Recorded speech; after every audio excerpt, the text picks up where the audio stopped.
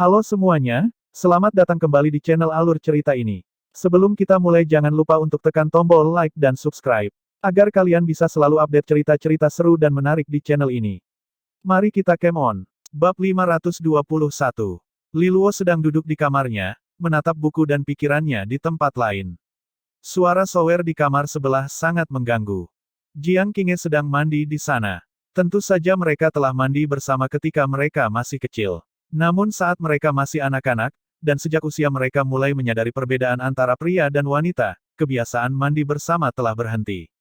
Tapi sekarang Jiang Qinghe sedang mandi di kamarnya, dan itu sudah cukup untuk membuat jantungnya berdegup kencang lagi. Apa yang dia mainkan? Mengapa begitu menggoda? Liluo merajuk dan berusaha tetap tenang. Suara air di kamar mandi berlanjut selama setengah jam sebelum berhenti. Kemudian pintu kamar mandi terbuka perlahan. Liluo memutuskan untuk melirik ke atas, tetapi matanya tidak pernah kembali dari perjalanan mereka.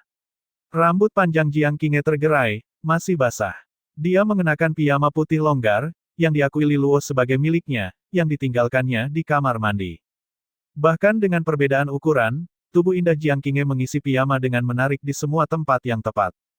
Dan karena piyamanya cukup panjang, mereka berhenti sempurna di bagian tengah paha, memperlihatkan kaki indahnya yang membuat ruangan tampak lebih cerah. Celeguk, Liluo merasakan tenggorokannya tercekat. Jiang Qinghe sering kali mengenakan pakaian perang dengan baik, cocok dengan sikap dinginnya yang meninggalkan rasa jarak dengan orang lain. Tapi sekarang dia terlihat sangat rentan. Kesenjangan dalam penampilannya memberikan daya tarik yang kuat dengan cara yang sama sekali berbeda. Liluo sibuk mencari, dan Jiang Qinghe bertindak seolah-olah tidak ada yang salah. Sebagai gantinya, dia berjalan ke meja dan menuangkan secangkir air panas untuk dirinya sendiri, mengambil 2 tegukan besar. Piyamamu cukup nyaman, ini bersihkan. Liluo menggosok hidungnya. Tidak, tidak ada pendarahan hidung. Jika kamu menyukainya, aku akan memberikannya kepadamu, katanya santai. Kabar di sekolah adalah bahwa Tuan Muda Liluo adalah playboy sejati. Apakah ini salah satu jurusmu? Siapa yang memfitnahku seperti itu? Liluo menuntut, marah. Jiang Qinghe tertawa. Liluo mendapati dirinya tersesat dalam kecantikannya lagi. Bulu mata gelap membingkai mata emas, kulit halus dan cerah yang baru saja ingin Anda cium, haruman feminin keluar dari tubuhnya yang dipanaskan oleh pancuran. Liluo terbatuk untuk melepaskan diri darinya. Jadi, Qinghe, apa yang kamu rencanakan malam ini? Dia memiringkan kepalanya ke arahnya, mata emas mengawasinya. Liluo, kamu melakukannya dengan sangat baik di kompetisi tingkat aula hari ini, katanya sambil tersenyum. Liluo buru-buru mengibaskannya. Tidak apa-apa, tidak ada apa-apanya dibandingkan denganmu, Qinghe, meskipun aku memang aula bintang 1 terkuat di benua ilahi timur sekarang. Dia menyeringai, senang untuk pamer. Jiang Qinghe tidak meledakkan gelembungnya. Dia terus menatapnya dengan ekspresi lembut. Dalam 1 tahun, kamu keluar dari keadaan istana kosongmu, berhasil masuk ke perguruan tinggi Astral Sage, dan menjadi siswa terkemuka di aulamu. Hari ini kamu mengalahkan saingan yang memulai jauh di depanmu dalam segala hal, dan sekarang kamu adalah yang terkuat. Liluo, kamu telah meningkat pesat tahun ini bahkan aku terkejut. Aku sangat senang hari ini, katanya lembut. Dia tahu bahwa usahanya juga dimotivasi oleh keinginannya untuk membantunya dengan beban melindungi keluarga Luolan. Dan dia memang telah mencapainya. Dia selalu marah dengan komentar yang mencemooh Liluo sebagai orang yang tidak berguna. Hatinya telah pergi kepadanya. Itu tidak ada hubungannya dengan cinta romantis, melainkan ikatan yang dalam di antara mereka. Meskipun Jiang Qinghe sangat mengkhawatirkannya dalam 2 tahun di mana dia memiliki istana kosong, dia sengaja mengurangi kontak dengannya. Itu bukan karena dia tidak mau berhubungan dengannya. Sebaliknya, dia takut bahwa penampilannya yang luar biasa akan menyebabkan dia mendapat tekanan yang tidak perlu. Selama bertahun-tahun Li Taixuan dan Tan Thailand tidak ada, dia harus mengurus keluarga dan tuan muda. Sekarang Liluo tumbuh menjadi kekuatannya sendiri, dia merasa seperti dia akhirnya bisa meletakkan beban berat. Liluo mendengar kebaikan dalam suaranya, dan dia merasakan gelombang kehangatan mengalir melalui dirinya. Ia tersenyum melihat pemandangan indah di hadapannya. Jadi ini hadiah untukku. Bisa dibilang begitu, katanya sambil tersenyum. Liluo menarik napas dalam-dalam, lalu menghembuskannya lagi. Aku akan menyebutnya siksaan, Qinghe. Dia mengitari meja untuk berdiri di samping Li Luo dan kemudian menyandarkan dirinya di sana, kakinya di samping wajahnya. Li Luo tiba-tiba merasa seperti bernapas adalah tugas yang sulit, lebih sulit daripada mengalahkan Jing Taixu. Melihat Li Luo menggeliat tidak nyaman, Jiang Qinghe tersenyum padanya. Jadi izinkan aku bertanya, masih berpikir untuk membatalkan pertunangan? Li Luo menjaga wajahnya tetap kosong. Dan jika aku tidak, Jiang Qinghe melipat tangannya. Jika kamu memilih untuk tidak melakukannya, mungkin hubungan kita akan lebih baik, dan akan ada lebih banyak hadiah di masa depan. Li Luo menelan ludah dengan susah payah. Itu tidak adil, protesnya. Kita seharusnya bertarung dengan adil, tidak menggunakan taktik perangkap madu ini, aku tahu. Kamu takut. Alisnya terangkat. Takut apa? Coba katakan. Aku menjadi semakin hebat dari hari ke hari. Kalau terus begini, aku akan segera membatalkan pertunangan, jadi kamu mencoba menggangguku, Li Luo menuduhnya. Jiang Qinghe memutar matanya ke arahnya tetapi menyerah pada godaan itu. Dia melihat keluar jendela ke langit malam sebagai gantinya. Li Luo, ketika pertemuan cawan suci selesai, kamu akan berada di perguruan tinggi astral Sage selama sekitar 1 tahun. Dia menghela nafas. Pertemuan Haus Luolan hampir tiba. Semua plot dan intrik yang direncanakan oleh musuh mereka akan berujung pada saat itu. Jika mereka tidak bisa selamat dari badai itu, Haus Luolan akan tenggelam dalam lautan pengkhianatan. Dan nyawanya dan Jiang Qinghe mungkin terancam. Itu adalah pemikiran yang serius. Meskipun pertumbuhan Li Luo telah meledak pada tahun lalu, itu masih jauh dari cukup untuk mempengaruhi hasil pertemuan keluarga. Itulah mengapa dia ingin memenangkan pertemuan cawan suci dan kemudian membawa kekuatan serigala surgawi berekor 3 yang telah diberikan oleh kepala sekolah Pang kepadanya. Keluarga Luolan adalah pekerjaan seumur hidup Tuan dan Nyonya. Tidak peduli apa yang orang lain pikirkan tentangnya, aku tidak akan mengizinkannya ditutup. Bahkan jika itu mengorbankan nyawaku, kata Jiang Qinghe dengan tekad yang tenang. Qinghe, kita masih harus memenangkan pertemuan cawan suci terlebih dahulu, kata Li Luo tegas. Sepertinya mereka harus menghindari faktor Gong Senjun yang tidak diketahui untuk saat ini. Meskipun mereka masih tidak tahu mengapa dia tidak ingin menang, kemenangan ini terlalu penting baginya untuk mengambil risiko.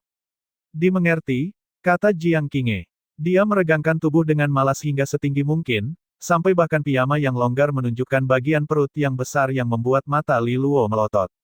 Ventilasi kamarmu lebih baik dariku. Aku akan tidur di sini malam ini. Dia berjalan menuju kamar Li Luo. Bagaimana denganku? Dia bertanya dengan tergesa-gesa. Dia bahkan tidak melihat ke belakang, dengan santai menutup pintu di belakangnya. Manfaatkan malam untuk melakukan kultivasi yang tenang di ruang belajar. Bersiap untuk pertempuran yang akan datang. Suara gelinya datang melalui pintu sedikit teredam. Li Luo hancur. Jiang Qinghe menyandarkan punggungnya ke pintu dan tersenyum pada dirinya sendiri. Tentunya setelah dia menarik Li Luo pergi, mata Lu Qinger akan terpaku pada pintu Li Luo. Dia tidak berniat pergi secepat ini. Lu Qinger telah membuat kemajuan dengan Li Luo akhir-akhir ini, jadi Jiang Qinghe merasa perlu untuk membangun kembali beberapa dominasi. Keesokan harinya, Jiang Qinghe keluar dari kamar Li Luo, tampak segar setelah tidur nyenyak. Li Luo menunggu lama sebelum dia menyelinap keluar dari pintunya sendiri dengan suasana hati yang marah. Astaga, ini bukan malam yang baik. Berada di ruang kerja sendirian sudah tidak nyaman. Jiang Qinghe, dasar pelacur kecil, dia bersumpah pada dirinya sendiri. Li Luo, sebuah suara memanggilnya, melengking dengan sedikit histeria. Dia berbalik untuk melihat Lu Qinger berdiri di dekat tangga. Dia menatapnya dengan mata terbelalak, marah dan frustrasi. Oh, hei, Qinger. Li Luo melambai. Apakah senior Jiang menghabiskan malam di kamarmu? Dia menuntut dalam bisikan marah. Li Luo mengangguk. Tangan kecilnya mengepal dengan kencang, tetapi dia tidak kehilangan kesabaran. Dia baru saja melihat Jiang Qinghe berjalan keluar dari ruangan, dan dari langkah dan suasana hatinya, Lu Qinger dapat mengetahui dengan seninya sendiri bahwa tidak ada yang benar-benar terjadi di antara keduanya sepanjang malam. Tetap saja, Jiang Qinghe akan merusak reputasi Li Luo jika terus begini. Seorang pria dan seorang wanita menghabiskan malam sendirian. Siapa yang tidak salah paham? Tapi sekali lagi, keduanya bertunangan. Bahkan jika sesuatu terjadi, apa yang bisa dilakukan orang? Lu Qinger marah pada kesimpulannya sendiri. Senior Jiang tidak pernah bermain sesuai aturan. Dia meratap. Dia mengitari Li Luo lagi. Li Luo, kamu masih muda, katanya serius. Kau harus lebih berhati-hati, kau tahu. Kultivasimu akan terpengaruh sebaliknya. Selain itu, kamu seorang anak laki-laki, tetapi kamu masih harus melindungi kesopananmu sendiri. Kalau tidak, tidak akan ada yang menginginkanmu. Ekspresi Li Luo menjadi martir. Lu Qinger memasukkan tangan ke tasnya. Ini sarapan yang aku bantu kumpulkan, dasar orang yang tidak tahu berterima kasih. Dia mendengus dan melangkah pergi. Li Luo menatap tas di tangannya dan melihat isinya masih mengepul panas. Terima kasih, Qinger, ucapnya buru-buru mengejarnya. Li Luo bersandar pada pegangan tangga dan melahap sarapan. Siswa lain melewatinya sesekali, melemparkan tatapan tidak ramah dan cemburu. Mereka tidak bisa berbuat apa-apa lagi. Jelas, berita tentang Jiang Qinghe yang menghabiskan malam di kamarnya telah menyebar lebih cepat daripada yang bisa diterbangkan oleh pengguna resonansi angin tingkat adipati. Tapi sekali lagi, keduanya bertunangan dan karena itu tidak ada yang tidak pantas tentang pengaturan itu, jadi mereka hanya bisa mendidih. Li Luo baru saja menyelesaikan sarapannya ketika suara wakil kepala sekolah Su Xin terdengar di telinga setiap siswa. Berkumpul di aula utama di lantai pertama, semuanya. Li Luo menjejalkan potongan roti terakhir ke dalam mulutnya dan kemudian membersihkan remah-remahnya. Dia menuruni tangga dengan cepat, penasaran ingin mendengar apa yang akan dibagikan wakil kepala sekolah Su Xin kepada mereka mengenai kompetisi tingkat campuran. Seperti apa formatnya? Li Luo mengitari sudut terakhir tangga dan berlari ke putri pertama. Mungkin karena mereka sedang bersiap untuk bertempur, putri pertama tidak mengenakan dandanannya yang biasa. Dia mengenakan kombinasi kemeja dan celana sederhana dalam warna lavender, tetapi potongannya menunjukkan jahitan yang bagus. Sikapnya yang luwes dan tubuhnya yang seksi membuat bagian-bagian tubuhnya yang menarik terpental saat dia berjalan menuruni tangga, dan semua murid laki-laki menjadi perhatian. Keduanya berhenti sejenak saat saling terkejut saat melihat satu sama lain, lalu Li Luo buru-buru mundur selangkah. Setelah Anda, Yang Mulia. Putri pertama memberinya tatapan geli. Li Luo, ku dengar Qinghe menghabiskan malam di tempat tidurmu. Dia menghabiskan malam di tempat tidurku, kata Li Luo dengan kesal, aku dihukum dengan 1 malam di ruang belajar. Oh, kenapa hukumannya? Dia bertanya menggoda. Bukankah kamu melakukannya dengan cukup baik di babak pertama? Aku pikir akan ada hadiah sebagai gantinya. Petik 2. Cukup menggoda, tolong, Li Luo memohon dengan masam. Ayo turun bersama. Dia tertawa. Li Luo mengikuti di sisinya, berbasa-basi. Li Luo memperhatikan sekeliling mereka, dan ketika dia melihat momen yang bagus, dia tiba-tiba bersandar pada putri pertama. Dia tidak menjauh, malah tersenyum padanya. Sesuatu untuk ditanyakan padaku. Aku ingin bertanya apakah Anda tertarik untuk memenangkan pertemuan cawan suci, Li Luo bertanya langsung. Dia menatapnya, terkejut. Apakah aku akan berada di sini jika tidak? Sebenarnya, hadiah bukanlah daya tarik utama baginya. Sebaliknya, itu adalah bantuan sekolah, yang akan jauh lebih berharga baginya di posisinya. Bagaimanapun, perguruan tinggi Astral Sage mungkin mengklaim netral, tapi itu masih merupakan faksi penting untuk dimenangkan di kerajaan Xia. Dia menghela nafas, ketertarikan yang bagus, tapi ada terlalu banyak lawan kuat di pertemuan cawan suci. Aku bahkan tidak bisa melakukannya dengan baik di kompetisi tingkat aula. Bagaimana aku bisa membidik apapun di kompetisi tingkat campuran? Li Luo tersenyum. Sulit secara individu, mungkin. Tetapi Anda hanya bisa menemukan beberapa teman yang dapat dipercaya. Petik 2. Setiap tim hanya bisa mengirimkan 2 regu, katanya ragu. Dan setiap sekolah memiliki kumpulan bakat yang terbatas, perguruan tinggi Astral Sage hanya dapat mengirimkan 1 tim yang kuat. Kamu dan Jiang Qinghe pasti ada di tim unggulan itu, tapi aku kira tidak demikian. Gong Shenjun melakukan lebih baik dariku di kompetisi tingkat aula, akunya dengan enggan. Kalian bertiga akan membentuk tim yang ideal. Putri pertama hanya harus memilih dari anggota yang tersisa, meskipun tidak ada dari mereka yang bisa dibandingkan dengan keduanya. Li Luo terdiam beberapa saat. Bagaimana jika saya dan Qinghe ingin bekerja sama dengan Anda, Yang Mulia? Dia bertanya dengan lembut. Kakinya berhenti di udara pada langkah berikutnya, lalu getaran antisipasi mengguncangnya dari ujung kepala sampai ujung kaki. Dia dengan cepat memulihkan ketenangannya. Li Luo dengan sopan mengalihkan pandangannya. Putri pertama menoleh padanya dengan takjub. Kamu dan Qinghe, denganku? Dia bertanya dengan tidak percaya. Anda setuju atau tidak? Tidak, tapi kenapa aku? Logikanya, Gong Senjun harusnya menjadi pilihanmu.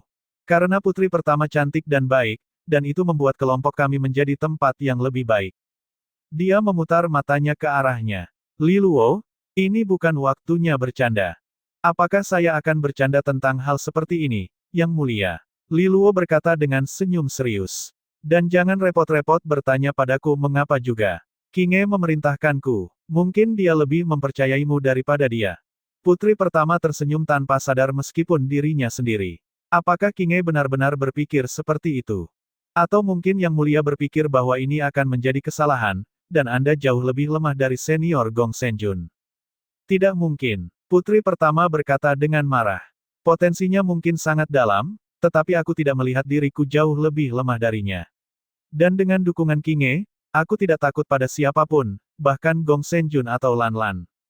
Li Luo tersenyum dan mengangguk, puas. Dia memperbaikinya dengan tatapan. Tapi kamu serius. Kamu dan Qing'e akan bergabung denganku dalam kompetisi tingkat campuran. Kejutan yang menyenangkan ini terlalu mendadak untuk orang yang berhati-hati seperti dirinya, dan dia harus memastikan faktanya lagi. Li Luo mulai merasa agak kesal lagi tentang seluruh urusan ini. Qing'e ini, Qing'e itu, Qing'e di sisiku, bagaimana dengan dia, sialan. Juara Aula Bintang 1 terkuat berada di depannya dengan daging dan darah, dan dia memberinya kredit sebanyak kertas dinding. Ini kelompok 3 orang, bukan pertunjukan komedi 2 orang. Ya, baiklah, kita akan melihatnya, ujarnya dengan kesal, berjalan pergi. Dia meraih siku Li Luo untuk menahannya sebentar lebih lama, tetapi Li Luo sudah lenyap. Dia menggeram. Si bocil itu membuatnya naik pitam dan sekarang dia lari. Dia benar-benar tahu cara memainkan perasaannya. Gerakannya tiba-tiba menarik beberapa pandangan ingin tahu dari siswa lain, dan dia menahan keinginannya untuk mengejar, malah berjalan ke dalam aula dengan langkahnya sendiri. Aula itu penuh sesak dengan siswa dari keempat tingkatan. Li Luo menerobos ke tempat para siswa aula 1 bintang berkumpul. Saudara Luo, Yulang muncul seolah dipicu oleh sensor otomatis. Dia meraih tangan Li Luo dan memompanya ke atas dan ke bawah dengan sepenuh hati. Oh, Saudara Luo, aku pikir kamu hanya orang biasa dan rata-rata dalam segala hal, sama sepertiku, kecuali ketampananmu. Tapi kali ini, kamu benar-benar membuatku terkesan. Pemompaan tangan yang hangat diimbangi dengan kekuatan dengan pemompaan alisnya dengan cara yang saling mengenal. Li Luo menerimanya dengan tenang, bertanya-tanya masalah apa yang dibuat temannya kali ini. Yulang hendak menjelaskan kesulitannya ketika Bai Doudou muncul secara ajaib, tangannya menjepit bagian belakang leher Yulang. Mulai sekarang jaga mulutmu. Jika kamu berbicara tentang senior Jiang seperti itu lagi, aku akan memotong lidahmu. Yulang meringis seperti kelinci yang tertangkap. Kenapa pemimpinku begitu galak? Pemimpin, apakah kamu sudah sarapan? Aku masih punya beberapa di sini, kata Bai Mengmeng dengan senyum cerah, menawarinya tas.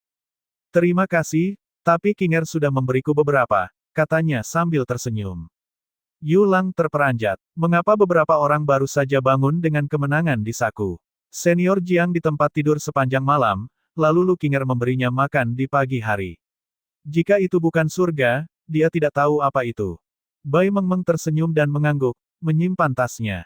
Ketika dia mencondongkan tubuh ke depan untuk menawarkan tas itu, hidungnya yang tajam tidak mendeteksi aroma lain di tubuh Li Luo. Sepertinya tidak ada yang terjadi antara Li Luo dan senior Jiang tadi malam, jika tidak, pasti akan ada bau-bauan yang berbaur. Apakah pengekangan pemimpin sekuat itu? Dia dihadapkan dengan seorang dewi seperti senior Jiang dan tidak goyah sepanjang malam sama sekali.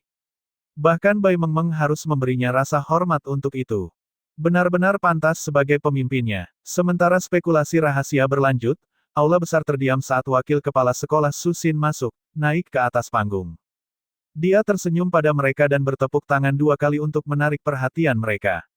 Semuanya, informasi tentang kompetisi level campuran pertemuan cawan suci telah dirilis, dia mengumumkan kepada para siswa yang mendengarkan dengan penuh semangat. Seperti yang mungkin sudah kamu dengar, setiap sekolah hanya dapat mengirim 2 regu. Ini adalah berita yang mengecewakan bagi siswa lainnya yang telah berlatih keras tetapi tahu bahwa mereka tidak akan dipilih. Bagaimanapun, ini adalah kesempatan bagus bagi mereka untuk mendapatkan pengalaman sekali seumur hidup dan memperluas wawasan mereka. Batas 2 skuad menutup peluang itu bagi sebagian besar dari mereka. Wakil kepala sekolah, mengapa sangat sedikit? Setidaknya ada 4 atau 5 regu di kompetisi sebelumnya, seseorang bertanya. Wakil Kepala Sekolah Susin mengangguk simpatik. Itu karena pengulangan kompetisi tingkat campuran ini jauh lebih berbahaya. Para siswa pecah menjadi gumaman bingung. Kompetisi tingkat campuran tidak akan diadakan dengan gaya kompetisi langsung, kompetisi juga tidak diadakan di dalam ruang cawan suci. Mereka melihat sekeliling satu sama lain. Tidak di dalam ruang cawan suci. Kali ini akan melibatkan monster, katanya dengan tenang. Kata itu mendinginkan suasana dengan cepat. Banyak siswa yang terlihat ketakutan. Mereka mengingat waktu mereka di Gua Umbra dengan sangat baik. Bagaimana kompetisi tingkat campuran akan melibatkan mereka? Wakil Kepala Sekolah Susin memanggil sedikit cahaya, lalu mengembangkannya menjadi peta.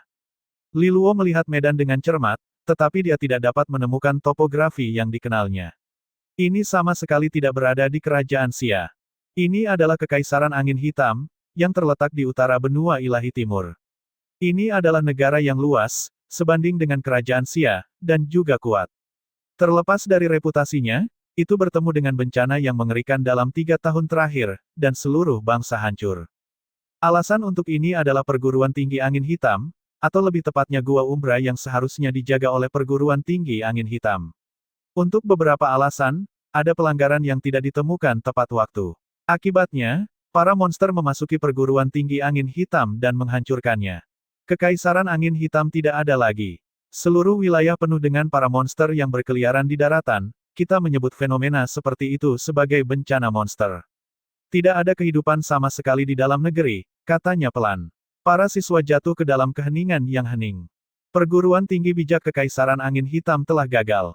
Mereka semua adalah siswa elit yang pernah menghadapi monster dalam pertempuran sebelumnya, dan mereka semua saat ini membayangkan sebuah tanah yang sepenuhnya dikuasai oleh monster-monster itu. Sebuah negara besar menjadi puing-puing. Mereka hanya bisa membayangkan kehancuran di negeri itu. Setelah bencana monster Kekaisaran Angin Hitam, negara-negara tetangga semuanya meminjamkan bantuan untuk menekannya, memanfaatkan kekuatan dari banyak perguruan tinggi Sage. Tetapi membersihkan banyak monster bukanlah tugas yang mudah, dan kemajuannya lambat. Wakil Kepala Sekolah, apa maksudmu kita harus pergi ke Kekaisaran Angin Hitam dan membantu misi ini? Gong Senjun bertanya. Semua orang menelan ludah dengan gugup. Tidak heran hanya 2 tim yang diizinkan. Ini sangat berbahaya. Wakil Kepala Sekolah Susin mengangguk dengan serius. Tepat, untuk membersihkan monster di Kekaisaran Angin Hitam. Itulah misi dari kompetisi tingkat campuran. Para siswa memucat. Tanah yang sepenuhnya diambil alih oleh monster, berubah menjadi distopia yang mengerikan. Bahkan Adipati tidak akan berani berkeliaran dengan bebas di sana. Apa gunanya siswa? Bukankah itu bunuh diri? Wakil Kepala Sekolah, pasti ada penjagaan di area operasikan. Liluo bertanya dengan ragu. Tentu saja, akan ada daerah yang jauh di luar kemampuan mereka, dan Liluo berpikir tidak mungkin Federasi Akademik akan mengirim mereka mati begitu saja. Ini adalah satu-satunya penjelasan yang mungkin. Wakil Kepala Sekolah Susin mengangguk, menunjuk ke satu wilayah. Ini disebut Provinsi Tanah Liat Merah. Disitulah kompetisi tingkat campuran akan berlangsung. Itu telah dibina secara menyeluruh, dan monster yang terkuat harusnya ada kelas bencana surgawi yang lebih rendah. Petik 2. Para siswa menghela napas lega. Kelas bencana surgawi kecil setara dengan sub-tahap mutiara surgawi dari tahap jenderal biduk surgawi. Untuk elit seperti Gong Senjun dan Putri Pertama, mereka dapat dikelola dengan cadangan pasukan yang tepat.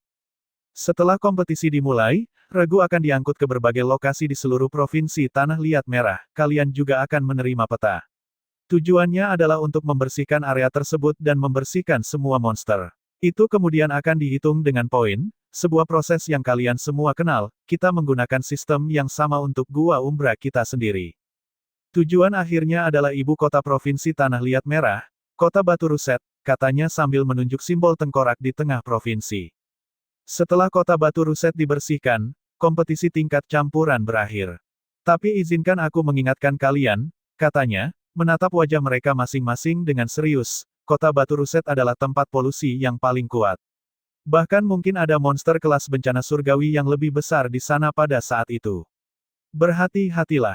Bahkan Gong Senjun dan Putri Pertama tampak khawatir ketika mereka mendengar ini. Kelas bencana surgawi yang lebih besar.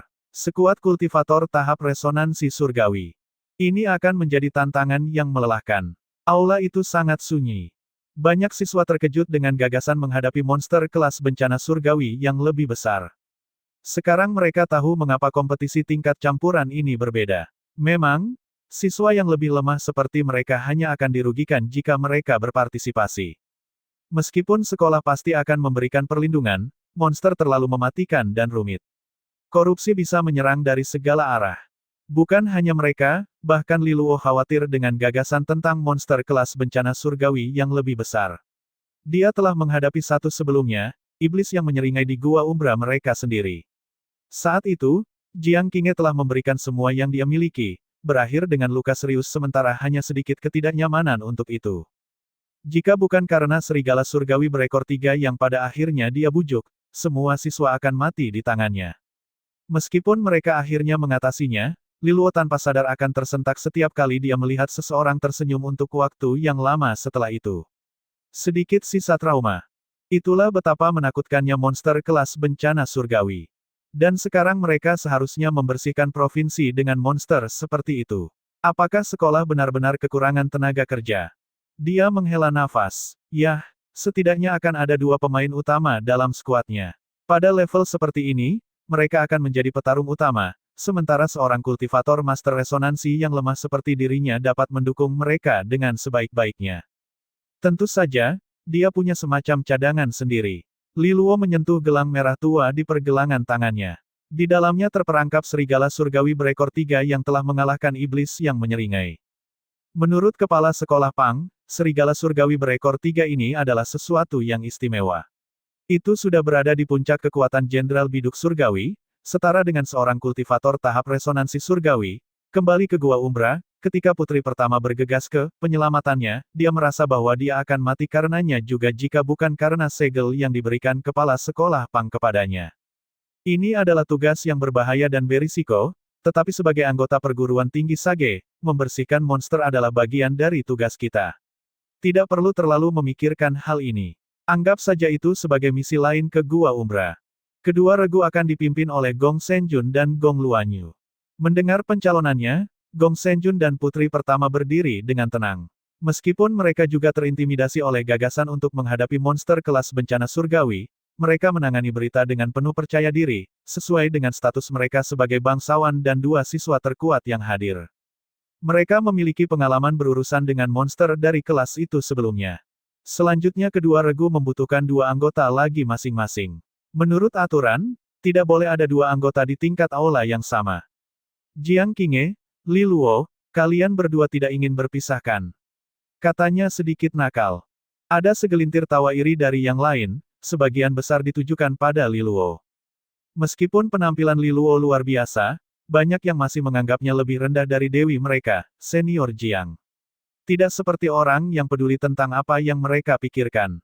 Gong Senjun juga melihat ke arah mereka. Dia tersenyum hangat dan menawarkan undangannya lagi. Junior Jiang, Junior Liluo, jika kalian berdua mau bergabung dengan timku, aku pikir kita bertiga memiliki peluang bagus untuk memenangkan kejuaraan. Ini tidak mengejutkan siapapun yang hadir. Tentu saja, target utamanya adalah mengamankan Jiang Qinghe ke timnya. Dia jelas merupakan orang terkuat yang hadir di luar aula bintang 4.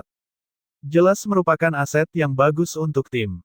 Kegunaan Liluo sedikit lebih bisa diperdebatkan. Meskipun dia adalah siswa aula bintang 1 terkuat, ada juga opsi aula bintang 3 yang tersedia. Zhu Xuan, misalnya, meskipun dia tidak bernasib baik di aula bintang 2, dia masih perubahan keempat, sedangkan Liluo adalah perubahan ketiga. Tentu saja, dia telah menunjukkan bahwa dia juga dapat meningkatkan levelnya ke perubahan keempat untuk sementara. Bagaimanapun, Liluo bukanlah pilihan langsung seperti Jiang Qinghe. Tetapi, semua orang tahu bahwa pasangan itu tidak dapat dipisahkan. Mereka datang sebagai satu paket. Wakil kepala sekolah Susin juga sedang menunggu jawaban mereka. Dalam hal kekuatan, mereka berdua dan Gong Senjun akan membentuk tim sekuat mungkin, yang akan meningkatkan peluang mereka untuk menang. Ini adalah kompetisi melawan monster dan sekolah lain. Namun, dia tetap diam. Memilih tim adalah hak istimewa para anggota, dan bahkan dia tidak bisa memaksa tim manapun untuk dibentuk, meskipun dia adalah wakil kepala sekolah. Wajah putri pertama dengan hati-hati netral, meskipun ada kesan sesak di tepi mata Phoenix-nya. Dia tidak yakin apakah akan mempercayai apa yang dikatakan Li Luo padanya di tangga tadi. Pilihan terkuat adalah Gong Senjun. Jiang Qinghe dan Li Luo bertukar pandang, dan kemudian Li Luo tersenyum meminta maaf pada Gong Senjun. Maaf, Senior Gong, Qinghe dan saya tidak dapat bergabung dengan tim Anda. Kita harus bergabung dengan tim yang mulia. Terdengar helaan napas kaget dari kerumunan. Gong Senjun juga terlihat sangat terkejut. Ketika Li Luo menghindari permintaannya tadi malam, dia menduga hal semacam itu mungkin terjadi, tetapi dia tidak menilai kemungkinan itu. Li Luo dan Jiang Qinghe telah memilih putri pertama. Apakah ini hanya pilihan sederhana yang berdiri sendiri? Atau maksud mereka keluarga Luolan berdiri bersama putri pertama? Senior Gong, kamu mungkin pilihan terbaik di mata yang lain, tapi kami sudah menerima undangan putri pertama sebelum pertemuan cawan suci. Jadi, suara Li Luo menghilang dengan permohonan maaf, lalu dia berbalik ke putri pertama dengan senyum lebar. Putri pertama, dia pulih dengan cepat, tidak ketinggalan, kakak kerajaan, harus ada ketertiban dalam segala hal, aku telah meletakkan banyak upaya di masa lalu untuk memenangkan Qinghe ke timku, aku khawatir kamu tidak akan bisa merebutnya dariku dengan mudah. Petik 2 petik 2 petik 2. Luan Yu, Gong Senjun berkata dengan tidak sabar, apakah ini saatnya untuk berbicara tentang ketertiban? Memenangkan kejuaraan dan menjunjung tinggi reputasi dan kehormatan sekolah adalah yang terpenting di sini. Putri pertama tersenyum manis tapi berbahaya. Apakah kamu menyiratkan bahwa aku tidak memiliki apa yang diperlukan untuk menang? Aku tidak akan berani, katanya sopan, menggelengkan kepalanya. Junior Jiang, aku menghormati keinginanmu untuk menepati janjimu kepada Luan Yu, tetapi ini menyangkut apakah kita dapat membawa cawan suci tulang naga kembali ke keluarga bersama kita. Aku harap kamu dapat mempertimbangkan kembali. Aku tahu bahwa Luan Yu juga merupakan pilihan yang baik, tetapi aku merasa bahwa kemungkinannya sedikit lebih baik denganku. Petik 2. Dia berbicara dengan bijaksana dan adil, dan banyak siswa mendapati diri mereka mengangguk setuju dengan usulnya yang masuk akal. Tentunya kekuasaan adalah raja di sini, dan Jiang Qinghe dan Gong Senjun menjadi tim terbaik. Wajah Jiang Qinghe diam seperti danau. Dia menatapnya dengan tenang, menunggunya selesai sebelum dia berbicara dengan kecepatan yang terukur. Di keluarga kami, Li Luo membuat keputusan. Dia telah berbicara. Kami bekerja dengan putri pertama. Aku tidak akan berani mempermalukannya. Maaf, Senior Gong, aku berharap dapat bekerja sama denganmu di masa depan. Kata-katanya membuat mereka semua terdiam. Semua orang memandang Jiang Qinghe dengan aneh setelah pernyataannya. Meskipun Li Luo secara resmi adalah tuan muda di keluarga Luolan, semua orang tahu bahwa Jiang Qinghe jauh melebihi reputasinya. Sementara penampilan Li Luo sangat menyenangkan sejauh ini, dia masih bukan kelas berat seperti Jiang Qinghe. Jelas siapa yang memegang kendali kekuasaan dalam keluarga tangga mereka. Kata-kata Jiang Qinghe hanya untuk membantunya menyelamatkan muka. Tetapi bahkan melakukan itu berbicara banyak tentang hubungan mereka. Gong Senjun tidak menunjukkan emosi sebagai tanggapan. Dia berdiri diam sejenak, lalu tersenyum menyesal. Sayang sekali, aku ingin Junior Jiang meminjamkanku kekuatannya dan mengejar kejuaraan bersama. Dengan ini, tim diselesaikan. Li Luo, Jiang Qinghe, apakah kamu yakin akan memilih Gong Luan Yu sebagai pemimpin regumu? Wakil kepala sekolah Susin bertanya. Keduanya mengangguk. Dia mengedipkan mata sekali sambil berpikir tetapi tidak berkata apa-apa lagi. Memilih tim adalah hak suci yang tidak bisa diganggu-gugat. Selain itu, meskipun Luan Yu sedikit lebih lemah dari Senjun, dia masih kuat dalam dirinya sendiri. Secara keseluruhan, perbedaan kekuatannya tidak terlalu besar. Tidak ada yang tidak bisa diatasi oleh seseorang seperti Jiang Qinghe.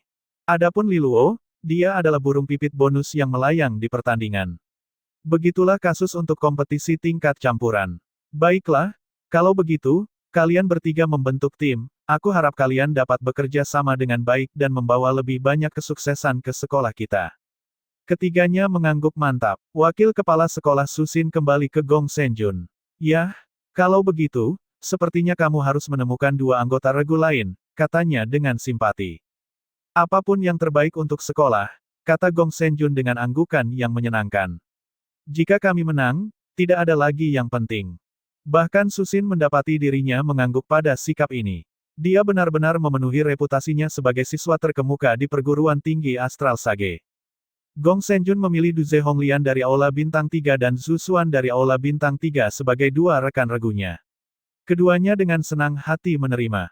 Dan skuad kedua untuk kompetisi tingkat campuran juga telah dikonfirmasi. Kedua regu tampak agak kuat, tetapi secara keseluruhan, regu putri pertama tampak sedikit lebih baik karena kehadiran Jiang Qinghe. Bersama dengan putri pertama, mereka mungkin bisa menghadapi Lan Lan tanpa banyak rasa takut. Adapun Li Luo, dia terlalu ringan. Dibandingkan dengan rekan satu tim tahap jenderal, apa yang bisa dicapai oleh seorang kultivator master resonansi? Jika bukan karena ketentuan bahwa ketiga anggota regu harus berasal dari aula yang berbeda, aula bintang satu mungkin tidak akan pernah melihat cahaya hari dalam kompetisi tingkat campuran. Tidak seperti aula bintang 2 yang akan melihat banyak aksi juga. Zusuan juga hanya perubahan keempat, dan tidak lebih kuat dari Li Luo. Meskipun dalam kompetisi kali ini, mungkin hanya Aobai dari perguruan tinggi Sage Laut Utara yang lebih baik. Dikatakan bahwa dia telah mencapai semi tahap jenderal, yang berada di atas kultivator master resonansi lainnya. Misi ini adalah kompetisi dan misi pembersihan, kata wakil kepala sekolah Susin kepada mereka dengan serius. Meskipun kalian telah melalui pelatihan di Gua Umbra sebelumnya, mereka benar-benar berbeda setelah mereka mencapai dunia luar. Di dalam Gua Umbra, sekolah sering melakukan penyaringan secara menyeluruh untuk melemahkan barisan mereka. Di Provinsi Tanah Liat Merah, monster telah melahap banyak manusia, membuat mereka semakin berbahaya. Kalian semua, harap ekstra hati-hati. Petik 2. Dia menjentikkan gumpalan cahaya putih saat dia berbicara, dan mereka meletakkan cermin putih dan botol kristal di tangan mereka. Ini adalah cermin roh dengan banyak kegunaan. Itu dapat memperbarui kalian pada misi regu dan papan peringkat poin. Tentu saja, yang paling penting, kalian dapat menghancurkan cermin jika kalian menghadapi kematian. Kekuatan di dalam akan melindungi kalian dan membawa kalian kembali ke ruang cawan suci, tetapi begitu cermin itu pecah, kalian akan tersingkir. Cairan dalam botol adalah embun pembersih. Setelah kalian membersihkan monster di Provinsi Tanah Liat Merah, kalian harus menuangkannya dan membuat tempat pemurnian. Begitu jumlahnya cukup, mereka akan bergabung bersama dan menutupi seluruh Provinsi Tanah Liat Merah, membebaskannya dari korupsi. Para siswa mengangguk. Ini bukan konsep asing. Mereka telah mengaktifkan menara pemurnian kembali di Gua Umbra juga. Embun pembersih ini mungkin memiliki peran yang sama. Kamu akan mendapatkan lebih banyak informasi setelah kamu masuk ke berbagai hal. Kompetisi tingkat campuran secara resmi akan dimulai dalam waktu 2 hari. Pergi dan bersiaplah dan istirahatlah sampai saat itu. Petik 2. Suasana di aula menjadi terang begitu wakil kepala sekolah Susin melangkah keluar. Semua mata tertuju pada kedua regu, dan mereka yang lebih dekat dengan Gong Senjun dan putri pertama melangkah maju untuk memberikan dorongan semangat. Putri pertama berterima kasih kepada mereka saat dia bergerak melewati kerumunan menuju Li Luo dan Jiang Qinghe. Sebentar, panggilnya. Mereka berdua menoleh padanya dan menundukkan kepala sebagai tanda terima kasih. Yang mulia, kami akan berada dalam pengawalanmu di kompetisi tingkat campuran. Li Luo tersenyum. Putri pertama memutar matanya. Mengapa begitu sopan, Tuan Muda? Bagaimana mungkin kapal kecil sepertiku berharap untuk menampung bakat luar biasa yang datang dari kalian berdua? Jiang Qinghe tersenyum kecil. Yang mulia bukan kapal kecil. Putri pertama memegang siku Jiang Qinghe dengan lembut. Jangan khawatir, Qinghe, dengan kamu dan aku bekerja bersama, aku ingin melihat siapa yang bisa menghentikan kita. Aku akan menantikannya, Yang mulia. Ah, ya. Pikir Li Luo pada dirinya sendiri dengan kesal, penghinaan seperti biasa, lagi. Di skuad ini, kehadirannya hanya menyedihkan. 2 hari berlalu dalam sekejap mata. Arena melingkar yang terbuat dari batu giok putih telah muncul di ruang cawan suci. Semua siswa yang berpartisipasi di pertemuan cawan suci berkumpul di sana. Mereka adalah elit yang dipilih sendiri dari sekolah mereka masing-masing, tetapi mereka hanya penonton di sini. Tidak banyak dari mereka yang akan berperan dalam kompetisi tingkat campuran. Pasukan terus mengalir ke sorak-sorai meriah dari sekolah mereka. Sepertinya arai transportasi, kata Li Luo, memperhatikan pola cahaya yang diatur di permukaannya dan energi laten di lantai di bawahnya. 2 rekan satu timnya, Jiang Qinghe dan putri pertama, mengangguk setuju. Mereka berdua berdiri bersama adalah pemandangan tercantik di seluruh pertemuan cawan suci. Selain itu, reputasi Jiang Qinghe telah menyebar jauh dan luas selama beberapa hari terakhir. Putri pertama juga sangat cantik, dan dia memiliki sikap kerajaan sebagai bagian dari pesonanya. Mengapa Jiang Qinghe tidak bekerja sama dengan Gong Senjun untuk perguruan tinggi Astral Sage? Ya, I Guru. Gong Senjun adalah murid bintang 4 terkuatkan. Mereka tidak akan terkalahkan bersama-sama.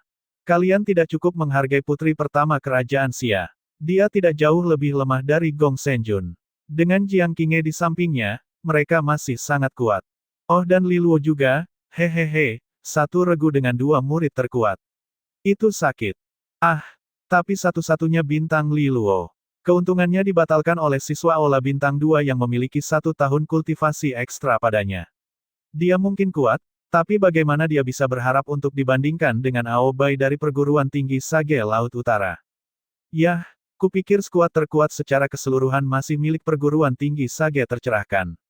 Kudengar Lan Lan, Lu Jinci, dan Jing Taixu semuanya berada dalam kelompok yang sama. Mereka mungkin hanya memiliki 1 bros di regu itu, tapi itu adalah bros Aula Bintang 4, yang paling penting. Yah, itu benar, Li Luo bisa mendengar semuanya dengan jelas. Dia melihat wajah Jing Taixu yang familiar dari kejauhan. Dia berbicara dan tertawa dengan 2 rekan satu timnya, Lan Lan dan Lu Jinci. Seolah merasakan tatapannya, Jing Taixu mendongak dan mata mereka bertemu. Senyum di wajah Jing Taixu sedikit memudar, dan dia memalingkan muka dengan kaku. Lu Jinci melihat itu terjadi. Aku akan mengikutimu untuk mengejek mereka, katanya kesal. Setidaknya kekalahanmu dari Li Luo adalah kekalahan 1 lawan 1 yang bermartabat. Bagaimana denganku? Aku melawannya dengan sebuah tim dan masih dipaku. Dia agak kesal melihat betapa tidak proporsionalnya semua yang terjadi. Idenya adalah milik Jing Taixu, dan yang dia lakukan hanyalah mengikutinya untuk melihat Jiang Qinghe. Tapi dia digantung seperti rusa yang disembelih dan dipotong-potong. Jing Taixu tertawa sedikit meminta maaf, lalu dia dengan cepat mengubah topik pembicaraan. Senior Lan Lan, tolong bantu kami menyelamatkan situasi jika kamu bisa. Junior Jing, kamu sudah menyabotase Lu Jinci. Sekarang kamu mencoba menyabotku. Lan Lan tertawa. Sama sekali tidak, kamu yang terkuat di Aula Bintang 4, ahli panggung mutiara surgawi. Meskipun Jiang Qinghe memiliki resonansi cahaya kelas 9, dia hanyalah seorang iblis bumi. Lan Lan menggelengkan kepalanya sambil tersenyum tetapi tidak membantahnya. Li Luo hanya melihat Jing Taixu sekali sebelum mengalihkan perhatiannya ke Lan Lan. Dia bisa merasakan betapa besar ancaman orang ini. Lan Lan itu benar-benar sesuatu, kata Jiang Qinghe kepadanya dengan suara rendah. Dia hanya memiliki resonansi air kelas 7 atas, tapi dia cukup kuat untuk menghancurkan banyak elit resonansi kelas 8 atas. Meskipun tingkat resonansi memberikan keuntungan kultivasi, itu tidak mutlak. Dan tidak ada yang benar-benar dapat bersaing dengan ancaman dari kitab suci Sage tercerahkan. Putri pertama mengangguk dengan serius. Li Luo mengangguk, memperhatikan kekhawatiran dalam suaranya. Sejujurnya, dia belum pernah bertemu dengan ahli level raja sebelumnya. Kepala sekolah Pang telah menjadi gemas saat itu juga, dan meskipun demikian, dia telah merasakan gunungan tekanan yang menghancurkan dari kehadiran Gema.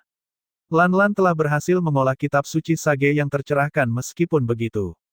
Benar-benar mengesankan. Li Luo mengarahkan pandangannya ke regu lain, melihat beberapa wajah yang lebih dikenalnya. Sun Daseng, Lu Ming, tidak ada yang mengejutkan.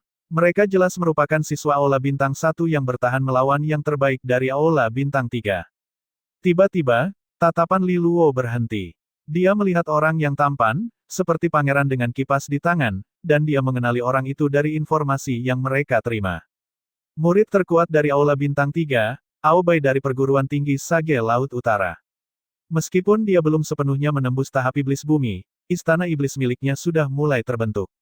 Ini dikenal sebagai semi-tahap jenderal, dan dia jauh melampaui pesaing Aula Bintang 2 lainnya seperti Susuan. Kamu bisa melempar batu dan menabrak seorang jenius secara tidak sengaja di tempat ini, kata Li Luo datar. Petarung kuat dari benua ilahi timur benar-benar dikumpulkan di pertemuan cawan suci. Sebuah gong terdengar, dan seseorang berjalan ke atas panggung. Orang tersebut diikuti oleh perwakilan sekolah. Wakil kepala sekolah Susin juga ada di antara mereka. Tapi itu adalah orang utama yang menarik perhatian Li Luo. Dia mengenakan seragam federasi akademik. Pria tua itu memiliki rambut yang sepenuhnya putih, tetapi alisnya berwarna merah tua dan berapi-api. Dia memiliki aura karismatik tentang dia, dan Li Luo merasa dirinya memanas secara fisik hanya dengan melihat pria ini, meskipun pria itu tidak menunjukkan tanda-tanda kekuatan resonansi. Bukan hanya dia, banyak orang di sekelilingnya mengusap keringat mereka. Itu adalah tetua yang dikirim oleh Federasi Akademik untuk mengatur pertemuan cawan suci. Penatua Ling Yu, putri pertama memberi tahu mereka. Li Luo sangat penasaran. Apakah ini pria tingkat super tinggi dari Federasi Akademik? Penatua alis merah itu maju selangkah. Tanpa banyak kata atau senyum, tatapannya saja sudah cukup untuk membuat obrolan orang banyak memudar. Ketika ada keheningan, dia berbicara dengan suara serak. Siswa benua ilahi timur. Pertama, izinkan aku mengucapkan selamat kepada kalian karena membuatnya sampai di sini. Yang terpilih untuk bersaing dalam kompetisi tingkat campuran berarti kalian adalah yang terkuat di sekolah kalian. Meski begitu, bagi banyak dari kalian, upaya untuk sekolah kalian akan berakhir di sini. Kompetisi tingkat campuran kali ini berbeda, untuk alasan yang sudah dijelaskan kepada kalian. Kamu akan segera menuju ke Kekaisaran Angin Hitam. Tidak, kerajaan itu tidak ada lagi. Mungkin tidak akan pernah ada kerajaan angin hitam lagi di masa depan. Sekarang sepenuhnya dikuasai oleh monster, dan misi kalian adalah membersihkan apa yang dulunya adalah Provinsi Tanah Liat Merah. Tingkat korupsi di area itu agak ringan, dan sempurna untuk pelatihan. Satu hal lagi, aku ingin memberi kalian semua peringatan. Monster mungkin bukan satu-satunya hal yang harus diwaspadai. Para siswa duduk lebih tegak saat ini. Bukan hanya monster. Kelopak matanya yang tua dan keriput terbuka lebih lebar. Kami menduga gua Umbra yang dijaga perguruan tinggi angin hitam disabotase, yang mengarah ke bencana monster. Keheningan, dan para siswa terhuyung-huyung. Segel di gua Umbra sengaja dirusak. Mereka hampir tidak bisa membayangkan teroris atau faksi jahat apa yang akan melakukan hal gila seperti itu. Pengumuman Penatua Ling Yu tentang kemungkinan pengkhianat disambut dengan kejutan. Gua Umbra adalah tempat mimpi buruk, musuh terburuk umat manusia. Bencana monster lebih buruk daripada bencana lainnya. Suasana tidak nyaman dibangun, dan kemudian Penatua Ling Yu berbicara lagi. Tentu saja, tidak pasti apakah Kekaisaran Angin Hitam benar-benar jatuh karena pengkhianat. Saat ini, itu hanya kemungkinan, tetapi tidak bisa kita abaikan. Berhati-hatilah di Provinsi Tanah Liat Merah. Sekarang Kekaisaran Angin Hitam telah benar-benar jatuh, korupsi terus semakin dalam dan meluas. Sulit bahkan bagi kita untuk mengetahui apa yang ada di dalamnya. Dari apa yang aku lihat, korupsi yang semakin dalam mungkin telah membentuk portal sarang monster. Begitu portal semacam itu terbuka, dunia bayangan memiliki akses penuh ke lokasi itu, dan Kekaisaran Angin Hitam akan menjadi horor yang sesungguhnya. Ketika bencana monster pecah, negara-negara tetangga mengirim para adipati untuk mengintai tempat itu, tetapi banyak dari mereka kembali terluka. Mungkin sudah ada raja-raja monster yang hadir di dalam. Penatua Ling Yu melanjutkan tanpa nada. Siswa lain dengan gugup berterima kasih kepada bintang keberuntungan mereka karena mereka tidak terpilih. Raja monster, Pak Tua, apa kau mencoba memperpendek umur kami sampai sama dengan milikmu? Ini jauh melampaui kemampuan seorang siswa. Aku memberitahu kalian semua informasi ini bukan untuk menakut-nakuti kalian, tetapi untuk memberi kesan kepada kalian betapa seriusnya masalah ini. Misi kalian akan memainkan peran penting dalam rencana yang lebih besar untuk menghentikan bencana monster di Kerajaan Angin Hitam, meskipun kita tidak memiliki sumber daya yang cukup untuk membersihkan tempat itu sepenuhnya. Itu sebabnya kami memilih untuk menyegelnya untuk saat ini. Segel itu terbuat dari formasi besar yang menutupi keseluruhan Kekaisaran Angin Hitam. Ini menghentikan monster dari menyebar ke negara lain. Ada banyak poin yang akan membantu mendukung lingkungan. Kami telah menetapkan monster, dan Provinsi Tanah Liat Merah adalah tempat terakhir yang tersisa. Setelah selesai, seluruh segel akan beraksi. Pada saat yang sama, negara lain akan membantu menjalankan gangguan di zona lain, untuk mencegah makhluk terkuat di Kekaisaran Angin Hitam mengalihkan perhatian mereka ke arah ini. Ini akan memberi kalian lebih banyak waktu. Aku harap kalian tidak melihat misi ini hanya sebagai kompetisi. Keberhasilan atau kegagalan kalian secara keseluruhan akan menentukan masa depan Kekaisaran Angin Hitam dan keselamatan semua orang kita. Jika formasi gagal, itu akan menjadi bencana yang tak tertandingi bagi kita semua. Petik 2. Para siswa terdiam seperti batu. Li Luo berbagi pandangan khawatir dengan Jiang Qingyi juga. Kompetisi tingkat campuran baru saja menjadi jauh lebih serius. Tingkat misi ini tinggi dalam kesulitan dan kepentingan. Namun, tidak ada alasan untuk menolak. Ini bukan hanya tentang kejuaraan lagi, ini adalah keamanan keluarga mereka, sebuah tanggung jawab yang tak seorang pun dari mereka bisa lari darinya. Meskipun kerajaan angin hitam berada jauh dari kerajaan Xia, jika kerajaan itu lepas kendali, tidak satu pun dari mereka akan aman. Semua perguruan tinggi Sage Benua Ilahi Timur dan negara-negara tetangga bersama-sama tidak dapat menangani bencana monster di Kekaisaran Angin Hitam. Li Luo bertanya dengan tenang. Tidak sesederhana itu, kata putri pertama, menggelengkan kepalanya. Masing-masing sekolah memiliki tanggung jawab masing-masing untuk diurus. Kepala sekolah jarang bisa meninggalkan sekolahnya bahkan untuk sesaat. Lihat saja pertemuan cawan suci, semua sekolah hanya mengirim wakil kepala sekolah, meskipun betapa pentingnya hal ini. Kepala sekolah tidak bisa pergi. Mereka tidak berani pergi. Adapun negara-negara lain, selain tetangga, siapa yang akan mengirim ahli mereka untuk menangani bencana monster di tanah terlantar? Sebenarnya, politik kejam, sengketa perbatasan, dan ancaman satu sama lain tidak jauh lebih mudah untuk dihadapi dibandingkan dengan bencana monster. Dan seperti yang dikatakan Penatua Ling Yu, Kekaisaran Angin Hitam diduga memiliki raja monster yang berkeliaran. Situasinya berbahaya dan rumit. Hanya raja yang benar-benar bisa menghadapi musuh seperti itu. Itulah mengapa menutup area adalah rencana terbaik untuk saat ini. Bagaimana dengan Federasi Akademik? Li Luo bertanya. Bukankah mereka sangat kuat? Tidak bisakah mereka mengirim seorang level raja? Federasi Akademik memang sangat kuat, kata putri pertama sambil menghela nafas. Tetapi dunia jauh lebih besar dari kita, dan mereka memiliki banyak hal lain untuk ditangani. Jika bukan karena pertemuan cawan suci, Penatua Ling Yu bahkan tidak akan berada di sini. Federasi Akademik sudah menangani semua gua umbra, kamu tidak dapat mengharapkan mereka untuk menjadi maha bisa dan maha kuasa. Mereka tidak bisa menjadi penyelamat. Ini juga bukan satu-satunya perhatian mereka, dan mereka juga bukan satu-satunya negara adidaya di dunia ini. Dan akhirnya, level raja adalah aset berharga bahkan untuk Federasi Akademik. Sebelum memastikan situasi di Kekaisaran Angin Hitam, mereka tidak akan mengirim orang yang begitu kuat. Jika kecelakaan terjadi, bahkan Federasi Akademik akan sangat merasakan kerugiannya. Li Luo menundukkan kepalanya. Kue sederhana dipanggang dan dimakan. Putri pertama tersenyum mendengarnya. Yah, Federasi Akademik itu cerdik, aku akan memberi mereka itu. Pertemuan cawan suci menghadirkan kesempatan unik yang mereka gunakan dengan baik. Para elit berkumpul di sini, namun kami masih siswa yang hanya akan meninggalkan jejak yang lebih kecil, mengurangi kemungkinan deteksi oleh bahaya yang lebih besar. Dan begitu tempat pemurnian Provinsi Tanah Liat Merah terbentuk, bencana monster setidaknya akan tertahan. Li Luo mengangguk kagum. Memang, pertemuan-pertemuan cawan suci adalah grup yang cukup kuat. Siswa Aula Bintang 1 mungkin tidak banyak diperhitungkan, tetapi siswa Aula Bintang 3 dan 4 sudah luar biasa kuat dan berada di tahap jenderal. Tingkat kekuatan ini cukup mengesankan di negara manapun. Misalnya, keluarga Luolan hanya memiliki 3 leluhur jenderal biduk surgawi, selain orang tuanya dan Paman Biao. Di mimbar, Penatua Ling Yu telah selesai dengan peringatannya yang mengerikan, dan dia menyatukan tangannya, para siswa, aku tidak akan menjelaskan lebih jauh dari yang sudah aku utarakan. Aku harap kalian semua yang memasuki Provinsi Tanah Liat Merah akan mengikuti instruksi cermin roh dan menyelesaikan misi kalian dengan lancar. Juara kompetisi tingkat campuran akan menjadi skuad dengan poin tertinggi. Adapun bagaimana poin dihitung, kalian akan mengetahuinya dari cermin roh setelah kalian memasuki Provinsi Tanah Liat Merah. Apakah ada yang punya pertanyaan? Kesunyian. Penatua Ling Yu mengangguk. Persiapkan dirimu, kalau begitu. Teleportasi akan segera terjadi. Aku menunggu kabar baik kalian di sini. Petik 2. Dengan itu, cahaya menyilaukan bersinar ke atas dari mereka, dan segera mereka merasakan tubuh mereka terjepit melalui celah.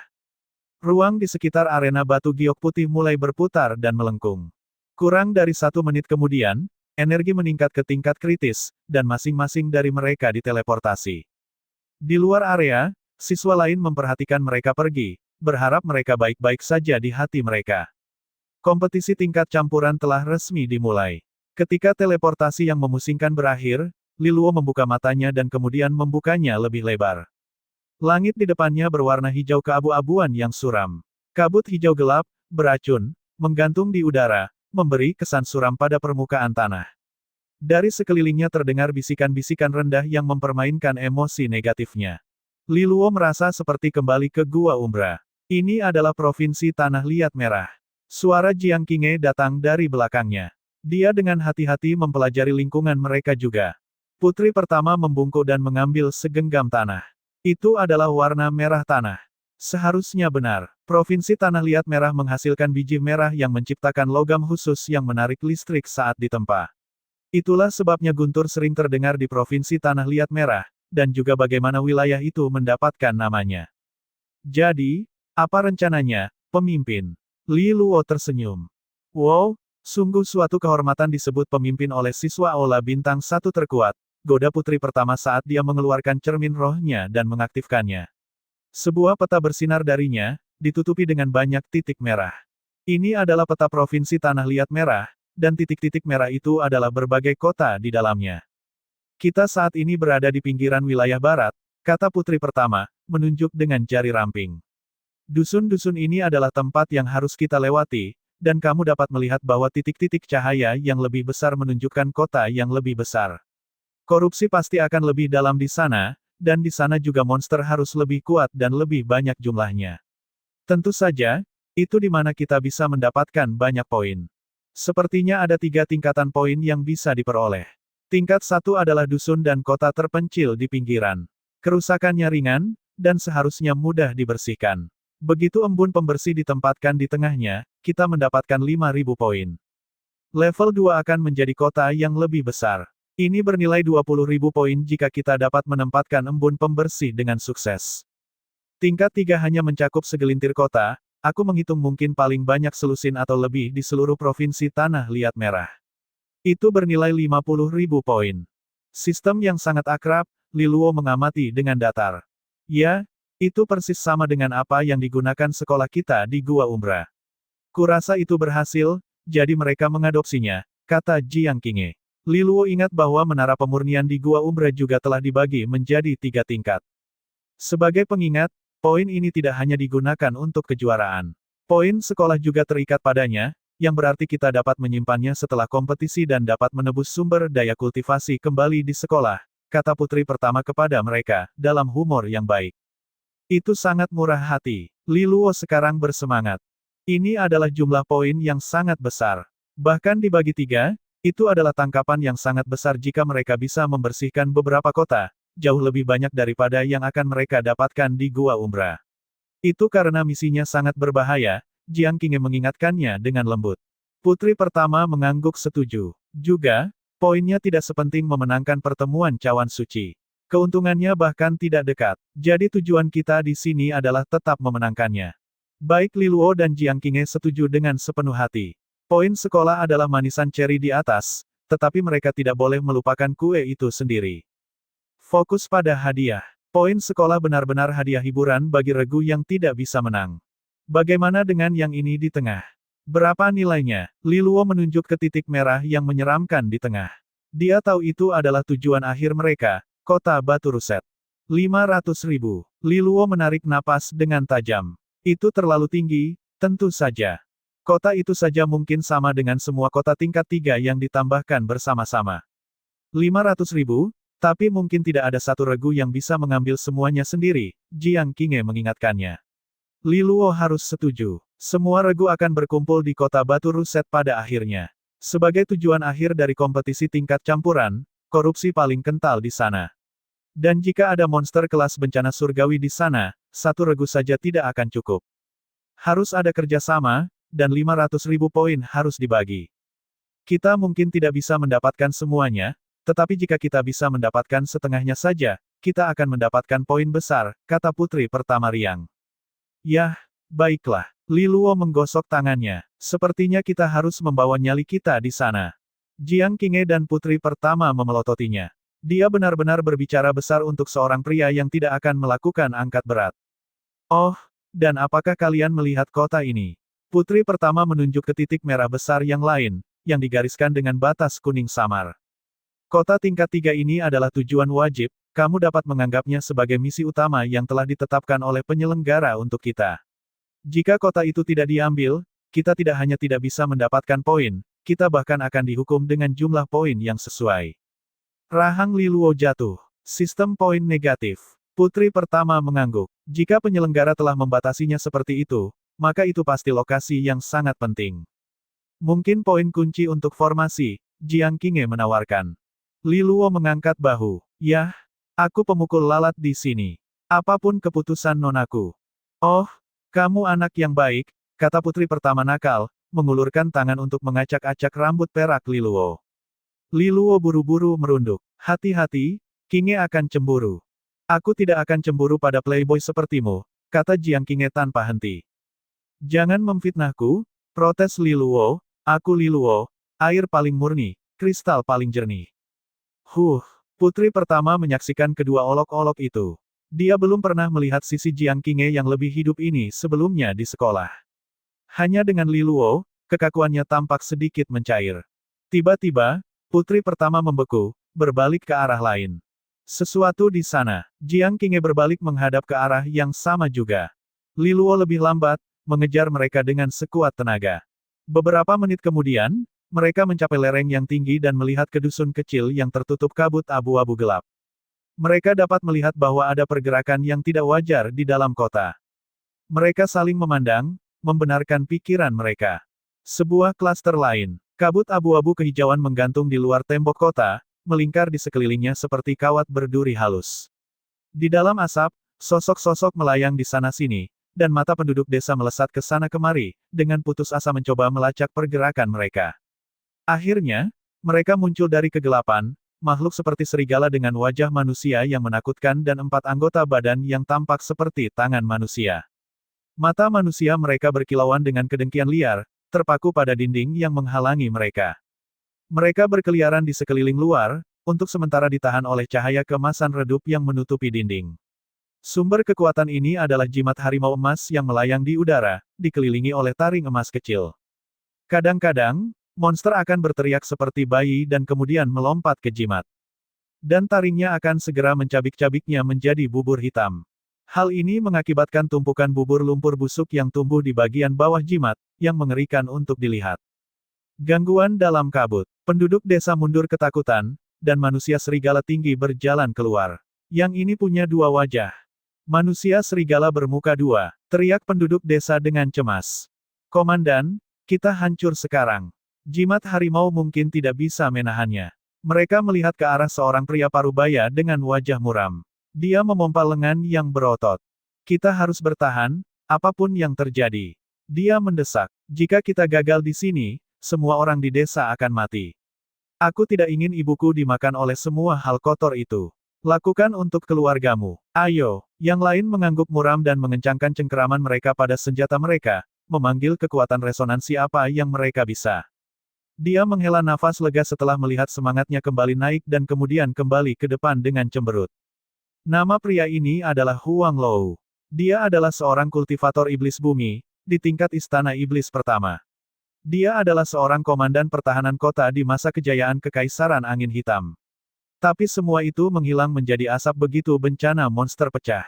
Ketertiban di Kekaisaran telah runtuh hampir dalam semalam. Semua faksi kuat dengan tempat untuk melarikan diri sudah melarikan diri tanpa melihat ke belakang. Dia telah meninggalkan kota tempat dia bekerja juga, membawa beberapa teman dekat dan mendirikan markas baru di dusun ini. Tapi akhirnya, bencana monster menyebar di sini juga. Dengan kekuatan tingkat istana iblis dan jimat harimau emas yang dia curi dari penguasa kota, dia berhasil melindungi desa ini sampai sekarang. Tapi tak lama, monster tumbuh lebih kuat. Dan sekarang manusia serigala bermuka 2. Instingnya mengatakan kepadanya bahwa itu adalah masalah. Masalah besar. Bisakah mereka bertahan bahkan dengan artefak berharga mata emas yang lebih rendah yang merupakan jimat harimau emas mereka? Manusia serigala bermuka 2 membuat tangisan bayi yang tajam, dan manusia serigala monster bergegas maju sebagai satu. Asap hijau abu-abu bergerak maju bersama mereka, membawa bau busuk di udara. Huang Lou segera mengaktifkan jimat harimau emas. Seekor harimau emas melompat keluar dari jimat dan meraung cincin kekuatan yang menguapkan semua manusia serigala. Tetapi monster tidak menunjukkan rasa takut. Mereka adalah mesin pembunuh yang berpikiran tunggal, menyerang bahkan ketika rekan mereka jatuh. Semakin banyak manusia serigala datang, dan auman harimau terdengar sedikit lebih lemah dengan setiap denyut kekuatan. Itu tidak memiliki energi yang tak terbatas. Dan saat harimau mulai melemah, manusia serigala bermuka 2 melompat ke depan. Kedua mulutnya menembakkan semburan lumpur hitam lengket yang terbang seperti anak panah, tepat waktu untuk mengenai harimau emas di antara aumannya. Harimau itu merengek kesakitan, dan cahaya keemasannya dipadamkan oleh lumpur hitam. Itu menghilang kembali ke jimat. Sekarang ada noda hitam kenguan baru pada jimat itu, seolah-olah telah rusak. Sialan semuanya, Huang Lou bersumpah, buru-buru menyimpan jimat harimau emas. Tanpa penghalang emas untuk melindungi mereka, jalannya jelas. Manusia serigala bermuka dua memimpin, air liur payau menetes ke rahangnya saat membuat jeritan menakutkan seperti bayi. Persiapkan dirimu, Huang Lou menjerit, menghunus pedangnya. Mereka adalah garis pertahanan terakhir untuk desa ini. Jika mereka rusak di sini, desa akan dibantai sepenuhnya. Serang, beberapa lusin pembela di dinding berteriak, sebagian untuk mencoba dan menghilangkan ketakutan mereka. Mereka telah menghadapi monster berkali-kali sebelumnya, dan banyak dari rekan mereka telah jatuh di depan mata mereka sendiri. Mereka telah menyaksikan saudara-saudara yang dulu tersayang melengkung dan berputar di depan mereka, berubah menjadi monster. Di belakang mereka, penduduk desa lainnya menyaksikan dengan ketakutan. Mereka tahu bahwa jika para pembela jatuh, mereka semua akan menghadapi kematian yang mengerikan. Tidak, dibandingkan dengan dirusak oleh monster, mungkin mati adalah pilihan yang jauh lebih disukai. Kekuatan resonansi putih abu-abu Huang Lou berkobar menjadi hidup saat dia melihat manusia serigala bermuka dua menyerang langsung ke arahnya, lalu kulitnya mengeras. Dia adalah pengguna resonansi batu. Huang Lou memimpin serangan, pedangnya di tangan saat dia menebas dengan kuat kepala manusia serigala bermuka dua itu. Manusia serigala bermuka dua memblokirnya dengan tangan manusia yang memiliki jari-jari cakar serigala, cairan busuk menetes dari kuku. Benturan baja pada cakar mengirim percikan api. Wajah Huang Lou berubah. Dia bisa merasakan kekuatan mengerikan di balik pertahanan musuhnya. Sebagai pengguna resonansi batu, kekuatan fisik seharusnya menjadi spesialisasinya, tetapi meskipun demikian, dia bisa merasakan bahwa dia benar-benar kalah kelas di sini. Cakar menjentikkan dengan kekuatan brutal. Huang Lou dikirim terbang mundur, menabrak dinding kastil dengan keras. Sebuah retakan muncul di dinding dan darah mengalir keluar dari mulutnya. Komandan, teriakan malang dari anak buahnya. Huang Lou terhuyung-huyung berdiri. Dari bentrokan pertama mereka, dia bisa tahu bahwa manusia serigala bermuka dua itu mungkin adalah kelas bencana bumi, setara dengan ahli tingkat tubuh iblis, tingkat kedua dari tahap iblis bumi. Ini akan merepotkan, gumamnya pada dirinya sendiri. Sebagai ahli tingkat istana iblis sendiri, dia harus berjuang habis-habisan melawan musuh yang tingkatnya lebih tinggi dari dirinya. Terlepas dari hasilnya, dia akan membayar harga yang mahal di sini. Ini mungkin pertarungan terakhirnya. Dia tidak takut mati, tetapi ada banyak orang di desa yang dia harapkan untuk dilindungi, termasuk ibunya yang lemah yang tidak bisa berjalan jauh. Ini adalah hidup, dan ini akan menjadi kematian. Lingkaran itu tidak terputus. Huang Lou menghela nafas. Dia mengangkat pedangnya dan melihat mata manusia serigala bermuka dua itu memerah. Bulunya berbulu dan berubah warna menjadi merah darah. Bentrokan berikutnya akan pecah, ketika cahaya keemasan yang menyilaukan tiba-tiba menyala di cakrawala. Satu komet emas yang menyala-nyala terbang di langit malam biru beludru, seperti bintang harapan datang untuk menyelamatkan mereka. Suara dingin datang dari belakangnya. Dunia cahaya. Cahaya di langit menghilangkan kegelapan di atas desa, dan bahkan kabut hijau keabu-abuan mulai surut dengan cepat.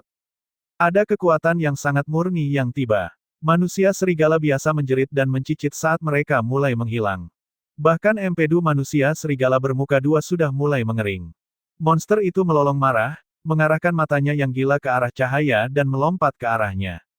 Dua berkas cahaya muncul dari atas seperti api dari surga, menembak lurus ke arah manusia serigala bermuka dua. Huang Lou menyipitkan matanya. Itu adalah paku yang terbuat dari cahaya murni, terbakar dengan panas dari intensitasnya. Paku cahaya memiliki kekuatan resonansi yang cukup untuk mengirimkan getaran ke tulang punggungnya.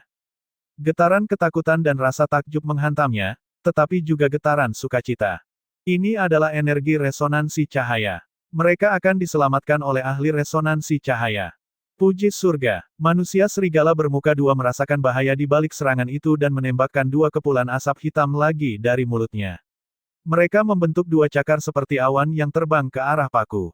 Pada titik tumbukan, dua paku cahaya menyala dengan kekuatan, sepenuhnya menguapkan cakar berasap. Mereka melanjutkan lintasan mereka tanpa hambatan, membenamkan diri ke dalam kepala dan ekor manusia serigala bermuka dua yang ketakutan. Manusia serigala bermuka dua itu disematkan ke tanah di bagian atas dan bawah, lalu pakunya terbakar, membakarnya dari kedua ujungnya. Manusia serigala bermuka dua berjuang mati-matian, berpegangan pada kekuatan hidupnya. Semburan energi hijau datang dari atas, dan seekor burung luan hijau menukik ke bawah dengan anggun. Manusia serigala bermuka dua itu hancur berkeping-keping, memotongnya di tengah lolongan. Potongan-potongan itu dengan cepat dibakar oleh paku cahaya. Huang Lou dan para pembelanya monster menyaksikan seluruh perkembangan. Manusia serigala bermuka dua itu sudah cukup kuat untuk meruntuhkan seluruh desa mereka, tapi sekarang begitu mudah disingkirkan. Huang Lou menelan ludah dengan susah payah. Energi resonansi cahaya itu kuat, dan pengguna cahaya hijau masih lebih kuat. Dia menangkupkan tinjunya dan memanggil mereka. Orang yang rendah hati ini adalah Huang Lou. Saya tidak tahu sekutu macam apa Anda, tetapi izinkan saya berterima kasih atas nama desa. Anda telah menyelamatkan kami. Kilatan cahaya melesat dan muncul di hadapannya cukup cepat. Huang Lou dan anak buahnya menyipitkan mata ingin tahu melalui kecerahan dan kemudian tersentak. Di depan mereka ada dua gadis muda yang cantik. Yang di sebelah kiri memiliki mata emas dengan pesona unik bagi mereka.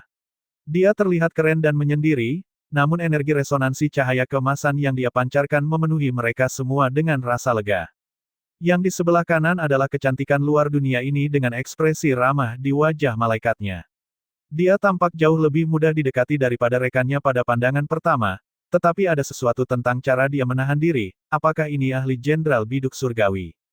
Dengan kaget, Huang Lou menyadari bahwa ada satu orang lagi, seorang pemuda berambut perak yang berdiri di belakang mereka. Dia cukup tampan, tetapi kekuatan resonansi yang luar biasa di depannya telah menyebabkan Huang Lou mengabaikannya pada awalnya. Dia mungkin seorang kultivator master resonansi. Dua gadis, satu pria. Seorang ahli jenderal biduk surgawi, ahli resonansi cahaya yang dia duga berada di tingkat penyelesaian iblis ketiga dan terakhir dari tahap iblis bumi, dan master resonansi. Benar-benar grup yang aneh. Huang Lou memaksakan senyum meskipun keberatan. Terima kasih saya kepada kalian bertiga karena telah menyelamatkan kami. Dia sopan tapi tetap waspada. Kekaisaran angin hitam tidak ada lagi, dan yang tersisa adalah tanpa hukum dan tanpa ketertiban. Dia tidak yakin bahwa mereka telah membantu desa karena kebaikan hati mereka, tanpa niat jahat. Dia pernah berdiri dengan kekuatan kekaisaran angin hitam di punggungnya, dan dia bahkan tidak akan takut pada jenderal biduk surgawi. Tetapi hal-hal yang berbeda sekarang. Kamu terlalu baik, kata putri pertama sambil tersenyum menyambutnya. Kami juga hanya menjalankan misi kami. Misi? Huang Lou bingung. Dengan tidak adanya sistem yang tersisa di negeri ini, siapa yang akan menugaskan misi penyelamatan? Kami dari Federasi Akademik. Putri pertama menjelaskan. Federasi Akademik bergabung dengan beberapa faksi lain untuk membersihkan dan membatasi ekspansi monster. Dia tidak menyembunyikan tujuan mereka yang sebenarnya di sini. Ketika mereka memasuki kota untuk menempatkan embun pembersih, mereka juga membutuhkan bantuan Huang Lou. Federasi Akademik. Mata Huang Lou berbinar dengan harapan. Dia pernah mendengar tentang faksi yang kuat itu sebelumnya dalam pekerjaannya di Kekaisaran Angin Hitam. Apakah mereka datang untuk mengakhiri bencana monster? Bencana monster Kekaisaran Angin Hitam terlalu parah, kata Li Luo dengan muram. Federasi hanya dapat membatasi perluasan bencana, bahkan dengan bantuan kolaboratif. Pada saat yang sama, kita dapat melakukan beberapa pembersihan dasar, tetapi menyelesaikan bencana sepenuhnya bukanlah hal yang mudah. Dia tidak ingin memberi Huang Lou harapan palsu. Ah, terima kasih telah membawaku kembali dari fantasiku, kata Huang Lou dengan senyum mencela diri sendiri. Tapi itu masih merupakan hal yang baik bahwa Federasi Akademik membantu. Setiap kehidupan yang diselamatkan masih merupakan kehidupan yang diselamatkan. Li Luo mengangguk. Kami akan menempatkan benda pembersih di desa. Keadaan akan lebih aman setelah itu, dan itu akan membantu menghentikan penyebaran korupsi. Kami ingin meminta kerja sama kalian. Wajah Huang Lou bersinar. Dia telah melihat benda-benda seperti itu di masa lalu, tetapi menciptakannya adalah proses rumit yang terlalu canggih baginya. Jika ketiganya dapat membantu dengan itu akan menjadi berkah nyata bagi mereka. Silakan masuk, penyelamat. Huang Lou mengantar mereka masuk dengan gembira. Ketiganya mengangguk satu sama lain, lalu mengikutinya ke dalam desa. Jalan setapak di dalam desa licin oleh lumut, dan banyak penduduk desa yang penasaran menjulurkan kepala untuk melihat ketiga orang asing itu. Huang Lou mengumumkan dengan lantang kepada mereka semua bahwa ketiganya datang untuk mengatur benda-benda pembersih, dan mereka segera disambut hangat dengan sorak-sorai. Li Luo mengamati wajah mereka dengan cermat dan melihat warna hijau hitam samar di banyak kulit mereka. Dia mengerutkan kening. Ini adalah tanda korupsi yang jelas. Sebuah pintu di sebelah kiri terbuka, dan seseorang bergegas keluar dengan keempat kakinya, melolong. Penduduk desa di dekatnya berteriak dan melarikan diri. Seorang wanita menggendong bayi yang menangis bergegas keluar dan meraih rantai di leher orang gila itu, dengan paksa menyeretnya kembali ke dalam keluarga. Li Luo memperhatikan dengan prihatin. Wajah pria itu mulai melengkung, dan rona hijau hitam di wajahnya sangat jelas. Bawa dia kembali, cepat. Huang Lou memerintahkan, dan beberapa lainnya bergegas untuk menahan orang yang rusak itu. Kelompok Li Luo menunggu. Setelah Huang Lou menangani insiden itu, dia kembali kepada mereka. Meskipun desa kami jauh di pinggiran, monster telah tumbuh lebih kuat selama beberapa tahun terakhir. Ada lebih banyak kasus korupsi di antara penduduk desa yang berkemauan lemah baru-baru ini.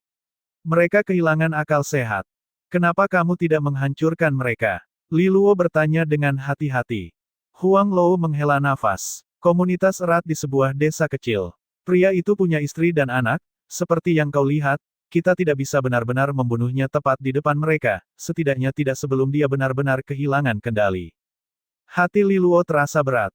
Mereka belum pernah mengalami masalah seperti itu di Gua Umbra. Bagaimanapun, mereka yang memasuki Gua Umbra adalah siswa elit. Tapi di sini, di Kekaisaran Angin Hitam, dia menyaksikan efek menghancurkan dari monster secara langsung pada rakyat biasa. Dan ini hanya pinggiran, di mana korupsi seharusnya lebih ringan. Dia hanya bisa membayangkan betapa jauh lebih buruknya hal-hal di kedalaman Kekaisaran Angin Hitam. Ketika benda pembersih ditempatkan, situasi seperti itu akan berkurang, kata putri pertama menghibur. Saya harap Anda benar, kata Huang Lou dengan anggukan singkat. Kami akan pergi setelah kami menyelesaikan tugas kami, kata Jiang Qinghe. Kami menuju kota Riverguard, kamu berasal dari Kekaisaran Angin Hitam, apakah kamu memiliki informasi yang berguna untuk kami? Kota Riverguard adalah misi utama yang sekolah anggap wajib bagi mereka, titik dasar penting bagi lingkungan. Kota Riverguard, seru Huang Lou, matanya melebar karena cemas. Kamu akan pergi ke kota Riverguard. Kalian tidak bisa, ada penampakan kelas bencana surgawi di sana.